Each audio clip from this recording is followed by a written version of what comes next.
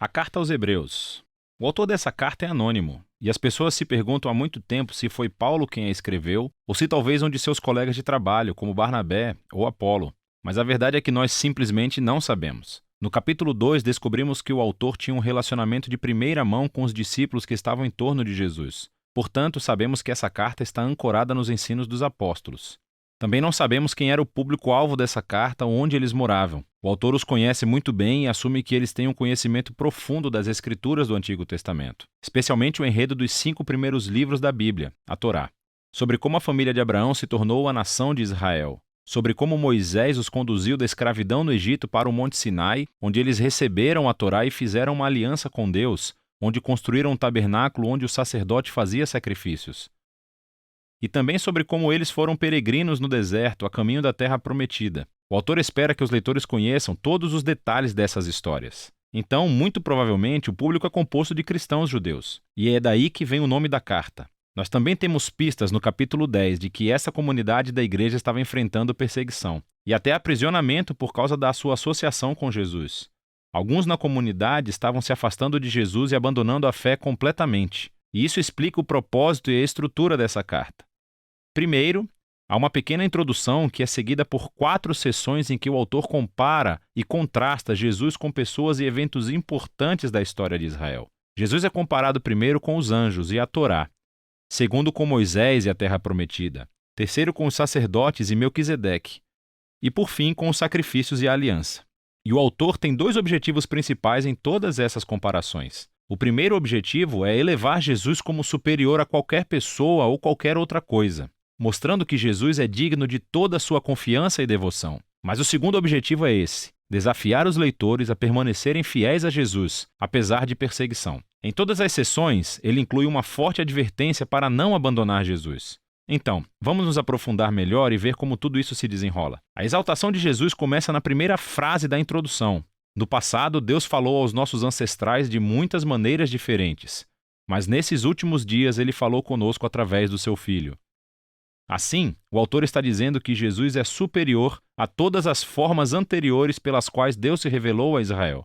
Ele então faz uma assombrosa afirmação de que Jesus é o esplendor da glória de Deus e a impressão exata da natureza de Deus. Essas metáforas indicam a maior aproximação possível entre Jesus e Deus. Então, Jesus é o que os raios de luz são para o Sol, ou Jesus é o que a impressão de cera é para o anel de sinete. Para esse autor, não há Deus separado de Jesus. Jesus é Deus feito humano como Filho. E é essa visão elevada de Jesus que é explorada ao longo do restante da carta. Na primeira sessão, o autor compara Jesus com anjos, o que pode parecer estranho. Por que anjos? Na tradição judaica foi ensinado com base em Deuteronômio capítulo 33, verso 2, que a Torá e as palavras de Deus foram entregues a Moisés no Monte Sinai por anjos. E assim, dizendo que Jesus é superior aos anjos, o autor afirma que Jesus e sua mensagem de boas novas são superiores a todos os mensageiros anteriores da palavra de Deus. E assim o primeiro aviso flui desse mesmo ponto. Se Israel foi chamado para prestar atenção à Torá que foi entregue por anjos, quanto mais devemos prestar atenção à mensagem que foi anunciada pelo Filho de Deus. E não apenas isso, mas, dado o status de Jesus acima dos anjos, quão notável é o fato de ele ter abandonado esse status tão alto para se tornar humano, sofrer e morrer. Em Jesus, vemos a glória de Deus e a grande humildade de Deus. Como Jesus se uniu com compaixão ao destino trágico da humanidade. Nos capítulos 3 e 4, o autor prossegue argumentando que Jesus é superior a Moisés, que liderou o povo de Israel através do deserto e construiu o tabernáculo. Jesus também é o líder do povo de Deus. Mas nele não vemos o construtor de apenas de uma tenda, mas sim de toda a criação.